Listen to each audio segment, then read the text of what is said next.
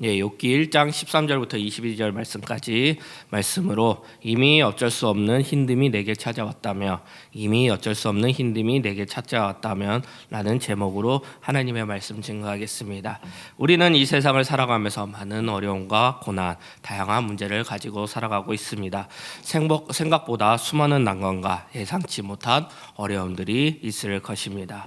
그리고 도저히 우리의 이성으로 이해할 수 없는 문제들을 부딪힐 때도 많을 것입니다. 지금 하루하루 살기에 쉽지 않은 날임을 알 수 있습니다. 더욱이 미디어 매체를 통해 뉴스를 더욱더 그렇게 생각할 거라 생각합니다.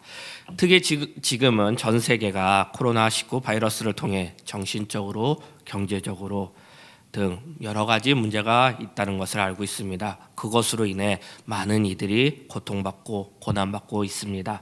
그리고 각자 자리에서 각자 각자의 말할 수 없는 이유로 고통과 고난을 겪고 있다고 생각합니다. 고통과 고난은 어느 누구도 피해갈 수 없다고 생각합니다. 우리는 이미 어쩔 수 없는 힘듦이 있다는 것입니다. 지금도 그런데 미래는 어떤 모습일까요? 어떻게 예상하십니까? 좋게만 생각하고 있나요? 아니면 어둡게 생각하고 있나요? 앞으로도 지금과 똑같이 고통과 고난 아니면 말할 수 없는 탄식, 힘듦이 있을 거라 생각합니다. 오늘 설교 제목은 지금 현재 베스트셀러의 책 제목에서 가지고 왔습니다. 이미 어쩔 수 없는 힘듦이 내게 찾아왔다면. 이 물음의 답을 조언해가는 책입니다. 좋은 내용을 많이 가지고 있고 좋은 책이라 생각합니다. 왜 베스트셀러인지 알 수 있는 책입니다. 하지만 이 책을 읽어가면서 답에 대해 뭔가 시원하지 못함, 뭔가 아쉬움이 있었습니다. 그 아쉬움 속에 오늘 설교를 생각하게 된 것입니다. 이미 어쩔 수 없는 힘듦이 내게 찾아왔다면 우리는 어떻게 해야 됩니까? 세상 사람들과 똑같이 풀어나가야 합니까? 우리는 우리의 모습을 찾아야 하고 우리의 모습을 알아야 한다고 생각합니다. 기독교인으로서 예수 그리스도를 믿는 신앙인으로서 그 답을 찾아야 한다고 생각합니다. 오늘 본문 말씀은 욥기 말씀입니다. 욥은 어떤 사람입니까? 1장 1절에 온전하고 정직하여 하나님을 경외하며 악에서 떠난 자더라. 3절에는 동방 사람들 중에 가장 훌륭한 자라. 욥은 하나님께 칭찬받는 자였고 최고 의인의 모습이었습니다. 정말 훌륭한 사람이었고 완벽한 사람이었습니다. 생각해보면 고난과 고통이 없는 사람이었을 것입니다. 욥 1장은 하나님과 사탄의 대화를 통해 사탄은 욥을 시험하고자 합니다. 사탄은 욥에 대한 신앙의 사실들이 진짜인지가 궁금했던 것 같습니다. 욥에게 여호와께서 복을 주시지 않는다면 어떤 모습일까 궁금했던 것 같습니다. 결론은 여호와께서 복을 주지 않는다면 욥은 다르게 행동했을 것이고 욥은 하나님을 떠날 것이라는 것이었습니다. 말씀 보겠습니다. 9절에서 11절 말씀입니다. 사탄이 여호와께 대답하여 이르되 욥이 어찌하여 까닭 없이 하나님을 경외하리이까? 주께서 그와 그의 집과 그의 모든 소유를 울타리로 두르심 때문이 아니이까? 주께서 그의 손으로 하는 바를 복되게 하사 그의 소유물이 땅에 넘치게 하였습니다. 이제 주의 손을 펴서 그의 모든 소유물을 치소서. 그리하시면 틀림없이 주를 향하여 욕하지 않겠나이까? 사탄은 욥에 대한 행동에 대해 경외하는 까닭을 그리고 경외하는 이유를 궁금했던 것 같습니다. 하나님을 향한 태도에는 분명한 이유, 조건들이 있다는 것입니다. 욥에 대한 태도는 조건과 의도가 욥은 진실되지 않았다는 것입니다. 사탄은 욥에 대해 평가하고 싶었던 것입니다. 욥의 행동과 모습, 하나님을 향한 그 태도가 진실함을 의심하고 있는 것입니다. 그래서 사탄은 욥에 대해서 시험을 하게 됩니다. 오늘 성경 본문은 욥에 대한 첫 번째 시험의 내용입니다. 말씀 보겠습니다. 13절부터 19절 말씀입니다. 쭉 읽어보겠습니다. 하루는 욥의 자녀들이 그 마다들 집에서 문식을 먹으며 포도주를 마실 때 사환이 욥에게 와서 아뢰되 소는 밭을 갈고 나귀는 그 곁에서 풀 먹는데 스바 사람이 갑자기 이르되 그것을 빼앗고 칼로 종들을 죽였나이다. 나만 홀로 피하였으므로 주님께 아뢰러 왔나이다. 그가 아직 말하는 동안에 또 한 사람이 와서 아뢰되 하나님의 불이 하늘에서 떨어져서 양과 종들을 살라 버렸나이다. 나만 홀로 피하였으므로 주님께 아뢰러 왔나이다. 그가 아직 말하는 동안에 또 한 사람이 와서 아뢰되 갈대한 사람이 새 무리를 치어 갑자기 나타나 달려들어 그것을 빼앗으며 칼로 종들을 죽였나이다. 나만 홀로 피하였으므로 주님께 아뢰러 왔나이다. 그가 아직 말하는 동안에 또 한 사람이 와서 이르되 주인의 자녀들이 그의 맏아들 집에서 음식을 먹으며 포도주를 마시는데 거친 들에서 큰 바람이 와서 집 내 모퉁이를 치매 그 청년들 위에 무너짐으로 그들이 죽었나이다.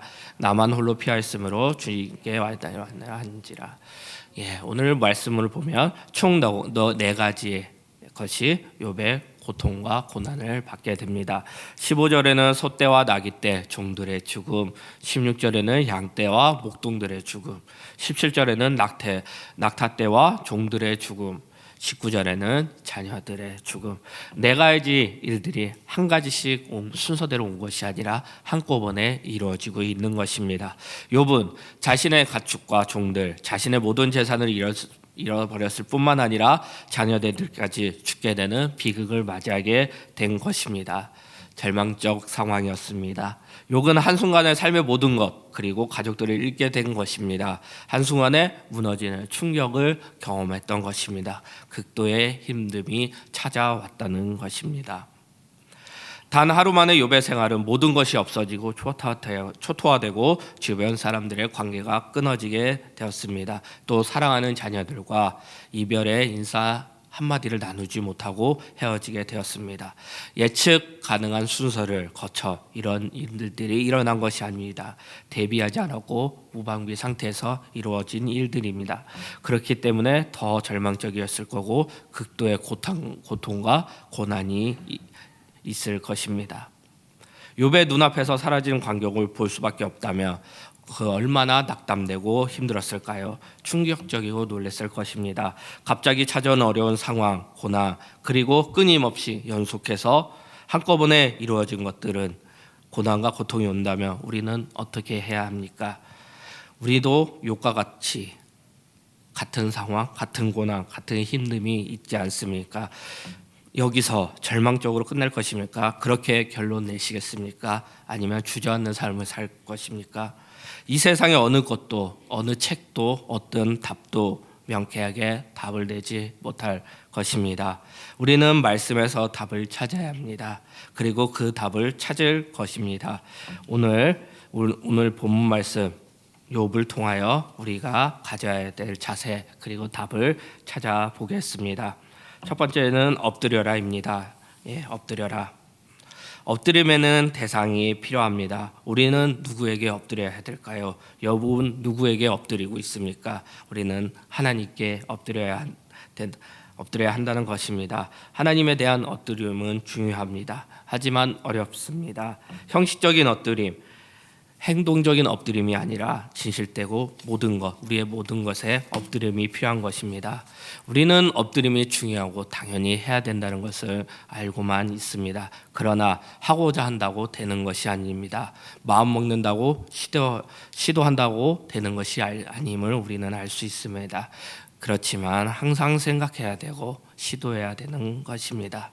욥의 태도와 반응을 살펴보겠습니다. 20절에서 21절입니다. 욥이 일어나 겉옷을 찢고 머리털을 밀고 땅에 엎드려 예배하며 이르되 내가 모태에서 알몸으로 나왔사온즉 또한 알몸이 그리로 돌아가실지라. 주신 이도 여호와시요 거두시는 여호와시니 여호와의 이름의 찬송을 받을지이다 하고, 욥은 우리의 예상한 모습과 행동을 전혀 다르게 보여주고 있습니다. 우리의 예상은 무엇입니까?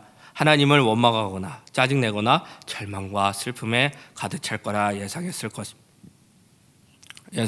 것입니다. 그러나 욥은 달랐습니다. 세상 사람들하고도 달랐고 우리와도 다른 모습입니다. 생각해보면 욥은 하나님과 사탄 사이의 대화에 대해서 전혀 아는 바가 없었을 것입니다. 그저 하루아침에 모든 재산과 모든 소유와 자녀들을 잃었습니다. 한꺼번에 이런 일들이 벌어졌을까 생각했을 것입니다. 한순간에 비참한 자리에 떨어진 현실밖에 욥에게는 없었습니다. 그러나 욥은 행동하게 됩니다. 다시 20절 보면 욥이 일어나 겉옷을 찢고 머리털을 밀고 땅에 엎드려 예배하며 겉옷을 찢고 머리털을 밀고는 극도의 슬픈 상황을 표현하는 행동이라 보시면 됩니다. 계속되는 오늘 고통과 고난에도 욥은 엎드린 것입니다. 극도의 슬픔 속에서도 극도의 고난 속에서도 욥은 하나님을 예배한 것입니다. 우리는 어떻습니까? 어려움과 고난이 다가올 때 어떡하시겠습니까? 조언을 구하겠습니까? 세상 의견을 찾겠습니까? 아니면 나 자신에 국한되어 생각하시겠습니까? 아니면 믿는 사람으로서 하나님께 나아가서 원망하시겠습니까? 욕하시겠습니까? 더 나아가 하나님을 떠나겠습니까? 우리는 어떤 불행이 닥쳐도 우리는 하나님을 쉽게 탓해서는 안 됩니다. 욥은 극도의 슬픔과 절망 속에서도 겸허히 자신을 더 낮추고 하나님 앞에 엎드렸습니다. 우리는 욥과 같이 하나님께 엎드림이 필요합니다. 그러면 그 엎드림 속에 하나님이 나서게 됩니다. 하나님이 일하시게 됩니다. 우리가 하나님 앞에 엎드렸을 때 하나님을 보게 될 것입니다. 그 엎드렸을 때 하나님만 보는 것이 아니라 나 자신을 보게 될 것입니다. 고난 속에 그리고 그 어려움 속에 엎드림으로 하나님과 나를 보는 시간이 될 것입니다. 21절 말씀입니다. 이르되 내가 모태에서 알몸으로 나왔사온즉 또한 알몸이 그리로 돌아올실지라 주신 이도 여호와시오 거두신 이도 여호와시오니 여호와의 이름이 찬송을 받을지이다 하고 욥은 엎드리며 고백합니다. 욥은 엎드렸을 때 하나님을 보게 된 것입니다. 하나님을 알게 된 것입니다. 욥의 고백입니다. 태어나는 것도 죽는 것도 하나님의 뜻 가운데 이루어진다는 것입니다. 욥은 하나님의 섭리에 대해 하나님의 주권에 대해 고백하고 있습니다. 욥은 하나님을 이야기하고 있습니다. 고백하고 있습니다. 더 나아가 욥은 여호와의 이름을 찬송하고 있습니다. 고통과 고난의 순간에도 욥은 절규와 비난이 아니라 하나님의 주권을 하나님의 섭리를 찬송하고 있는 것입니다.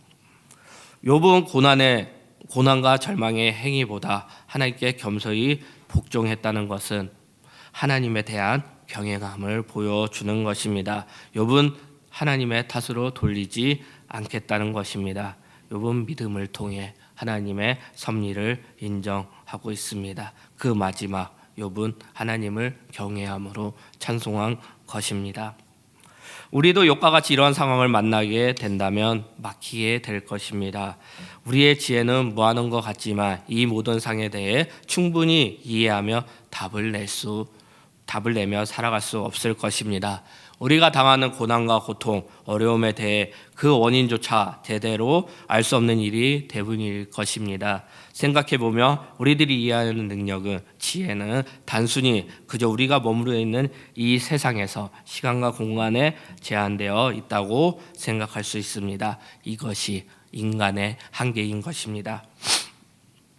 그러므로 지금 해결할 수 없다고 할지라도 나의 겸손함을 갖고 이 부족함을 깨달으며 하나님 앞에 먼저 인정하는 자세가 필요합니다. 이것이 지혜인 것입니다.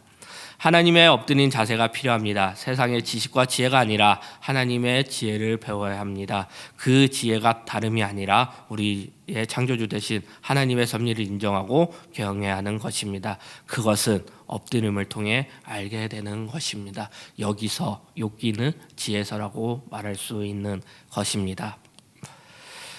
복음주의 최고의 작가 필립 얀시가 있습니다. 그의 대표자 그리고 베스트셀러인 내가 고난당할 때 하나님은 어디 계십니까? 많은 선풍적인 인기를 끌었고요. 지금 욥에 대한 상황에 대해서 필립 얀시가 답을 낸 것입니다. 고통에 대한 나의 분노는 주로 다음 한 가지 이유에서 녹아져 버렸다. 나는 하나님을 알게 된 것이다. 그분은 나에게 기쁨과 사랑과 행복과 선을 주셨다. 그것들은 성광처럼 나의 혼란스럽고 불의한 세계 가운데로 들어왔지만 그것들의 존재는 나의 하나님이 신뢰할 만한 분이심을 내게 확신시켜 주기에 충분하고 완전했다. 그분을 아는 것, 그것은 모든 것을 견딜 만큼 가치가 있다.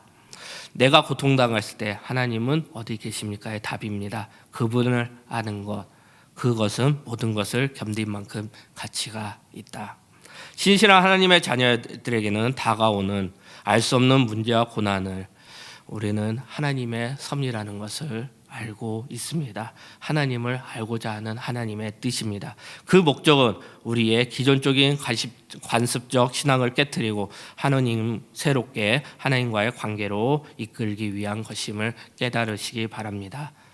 욥의 믿음을 시험하고 그를 단지 하나님이 주시는 보호와 소유물 때문에 그분을 예배하는 사람으로 보이려는 사탄의 첫 번째 시험은 실패로 끝났습니다. 욥을 보면서 우리는 고난이 우리의 삶 속에 찾아올 때 화가운 우리는 신앙이 더없이 중요하다는 것을 필요합니다. 말씀 보겠습니다. 야고보서 1장 13절 말씀입니다. 사람이 시험을 받을 때 내가 하나님께 시험을 받는다 하지 말지니 하나님은 악에게 시험을 받지도 아니하시고 친히 아무도 시험하지 아니하시니라. 하나님은 친히 아무도 시험하지 않으신다고 합니다. 하나님의 뜻을 아시기 바랍니다. 하나님의 섭리를 아시기 바랍니다. 어쩔 수 없는 힘듦이 우리에게 다가온다면 어떻게 하시겠습니까? 고난은 하나님의 섭리 가운데 있는 것입니다. 하나님을 더 아시기 바랍니다. 엎드리시기 바랍니다. 지금 이 자리가 엎드림의 자리인 것입니다. 나의 예배는 어떻습니까? 나의 엎드림은 있습니까?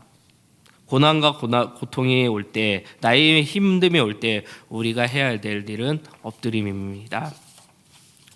엎드리는 자리에 나아가기 바랍니다. 예배의 자리에 나아가기 바랍니다. 여호와의 이름을 높이기 바랍니다. 엎드림의 시작은 지금 이 자리에서 나오는 것입니다. 두 번째입니다. 원망하지 마라. 원망하지 말라는 것입니다. 22절 말씀입니다. 이 모든 일에 욥이 범죄하지 아니하고 하나님을 향하여 원망하지 아니하니라. 욥은 하나님을 향하여 원망하지 않는다고 합니다. 비판하지 않겠다는 것입니다. 원망은 무엇입니까? 대상에 대하여 비난하고 욕하는 것 아닐까요? 결론적으로 욥은 많은 어려움과 고난 속에서 하나님을 향하여 원망하지 않겠다는 것입니다. 우리도 여기서 생각할 것이 있습니다. 우리도 마찬가지로 욥처럼 원망하지 많은 삶을 살아야 한다는 것입니다. 지금 고난 속에 있습니까? 그리고 힘듦의 속이 벌써 찾아오셨습니까? 나의 말과 행동은 어떻습니까? 원망하고는 있지 않습니까? 그러면 원망을 왜 말해야 될까요? 하나님은 원망의 말을 들으신다는 것입니다. 하나님은 들린 대로 행하시는 분이십니다. 그래서 그 원망이 우리를 망하게 합니다. 그렇기 때문에 우리는 원망을 하지 말아야 하는 것입니다. 그 원망이 우리에게 그대로 다시 돌아오게 될 것입니다. 성경에서도 하나님께서는 말씀으로 우리와 약속하고 있습니다. 아담과 하와를 통해 가인과 아벨을 통해 우리에게 보여주고 있는 사실입니다. 그들은 원망만 하는 자들이었습니다. 그리고 직접적으로 이야기하십니다. 원망하지 말라. 고린도전서 10장 10절 말씀입니다. 그들 가운데 어떤 사람들이 원망하다가 멸망시키는 자에게 멸망하였나니 너희는 그들과 같이 원망하지 말라. 우리의 원망을 살펴보면 사람의 힘으로 다할 수 없는 일에 원망을 하기도 합니다. 우리의 부족함과 한계를 생각하지 않고 하나님과 다투는 행동으로 원망을 하게 됩니다. 원망은 언제나 우리에게 해롭게 하는 것입니다. 그래서 원망은 우리를 망하게 합니다. 우리에게 원망이 차고 넘칠 때 우리의 삶은 더욱더 무너지게 될 것입니다. 더 어려움 속으로, 더 고난 속으로 들어가게 될 것입니다. 우리는 주일마다 GBS로 민수기를 다루고 있습니다.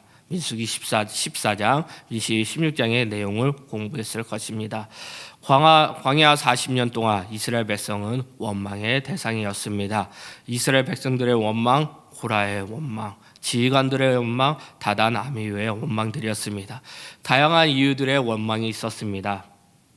그들에 대한 원망의 대가는 무엇이었습니까? 심판이고 죽음이었습니다. 여호와의 불이 심판이 임했다는 것입니다. 결국 하나님께서 약속하신 땅에 그들은 들어갈 수 없었습니다. 성경에서 분명히 우리에게 말씀하고 있습니다. 원망의 끝은 심판이다. 이스라엘 백성을 통해, 가인을 통해, 아담과 하와를 통해 우리는 성경에서 증거하고 있고 말하고 있고 약속하고 있는 것을 알고 있습니다. 목사님께서는 해외 영화 중에 기독교인들이 꼭 봐야 되는 영화로 워룸이라고 어제 얘기하셨죠. 저는 한국인이라면 꼭 봐야 되는 기독교적 영화가 있다고 생각합니다. 지금 코로나 때문에 재개봉을 아직 하지 않았는데요. 곧 재개봉을 할 영화가 있습니다. 그거는 교회 오빠 2019년 5월에 개봉한 영화였습니다. 아마 지금 코로나 좀 끝나면 다시 개봉한다고 합니다. 원래는 이 영화 교회 오빠는 KBS 스페셜 암 교회 오빠라는 프로그램으로 방영되었습니다. 이것은 믿지 않는 KBS 이호경 PD가 스페셜을 찍으면서 그 내용이 너무나 감동적이고 너무나 좋아서 영화까지 만들게 되었습니다. 영화에서 그치는 것이 아니라 이제 책까지 나오게 되었습니다. 그 책을 보면서 이제 욕과 같지 않나 이렇게 생각했습니다. 남편은 교회 오빠 주인공이죠. 남편은 대장암 4기, 그 다음에 대장암에 걸렸을 때 어머니는 3개월 만에 자살로 돌아가시고 또 4개월 만에 아내 이관희 씨의 아내죠. 아내는 혈압암 4기. 정말 말할 수 없는 고난이 그 가족에게 나타난 것입니다. 그리고 그 고난을 이겨내는 모습을 우리 영화를 통해 스페셜을 통해 책을 통해서 할 수 있습니다. 교회오빠 이관희의 마지막 인터뷰 내용을 소개하고자 합니다. 욥도 그 순간순간 감사함으로 하나님께 나아갔던 거라고 생각하거든요. 저도 하나님을 원망하거나 불평하는 것이 아니라 어떤 상황 가운데서도 감사할 거리를 찾으려고 노력했던 것 같아요. 나의 이 고난 때문에 하나님에게서 멀어지는 자가 아니라 고난을 통해서 더 하나님께 나아가는 자의 삶을 산다며 그런 삶은 충분히 의미가 있고 행복한 삶이라 생각이 들더라고요. 비기독교인 연출자는 마지막에 인터뷰 뒤에 마지막 장면의 자막으로 이 모든 일에 욥이 입술로 범죄하지 아니하더라. 이관희 씨는 욥과 마찬가지로 이 모든 상황을 그대로 받아들이고 원망하지 않고 하나님의 이름을 찬양하고자 했던 자입니다. 무엇을 느끼겠습니까? 무엇을 생각하십니까? 지금 이 영화에 나오는 이관희 씨보다 우리는 더 낫고 더 행복하고 더 잘 살고 있다고 생각할 수 있습니다. 사랑하는 아내의 암, 그리고 어머니의 자살, 이 모든 것이 한꺼번에 찾아왔고 한꺼번에 그의 삶은 무너졌습니다. 그는 과거에 잘 나갔던 사람이었습니다. 외국계 회사를 다녔고요. 아내 또한 교사로서 행복하게 살고 있었습니다. 근데 이관희 씨 그리고 아내까지 모두 그다음에 어머니까지 극도의 고통과 고난 속에서 살고 있는 모습의 마지막 장면입니다. 이 모든 일에 욥이 입술로 범죄하지 아니하니라, 원망하지 아니하니라. 로마서 8장 17절과 18절 말씀입니다. 자녀이면 또한 상속자 곧 하나님의 상속자요 그리스도와 함께 한 상속자니 우리가 그와 함께 영광을 받기 위하여 고난도 함께 받아야 할 것이니라. 생각하건대 현재의 고난은 장차 우리에게 나타날 영광과 비교할 수 없도다.